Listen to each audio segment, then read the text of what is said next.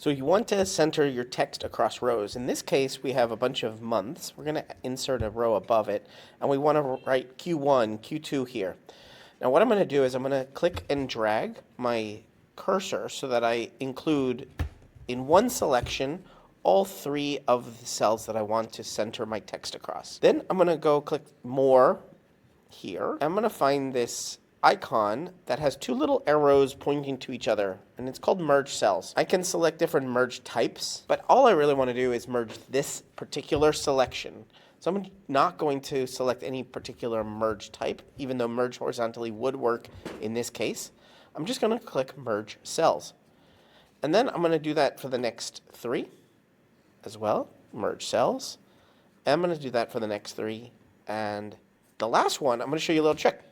I can take the merge cells that I already have, copy, and select the very first cell of this exact range that I want to merge, and I can do Command V or paste. And what that will do is actually paste that merge cell over all three. Be careful there, because it might do something you don't want it to do, or in this case, it's doing something I want it to do. And now, I'm going to make sure that I have horizontal alignment center.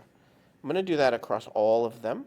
Horizontal alignment center. And then what that's centering is across this particular cell, which now is three cells across. So Q1, Q2, Q3, Q4. And now I've centered my text across this row, across three columns in this row. Say I want to do that over here as well. I can copy and paste this, and I can call this sums or analysis, all with just merging and centering.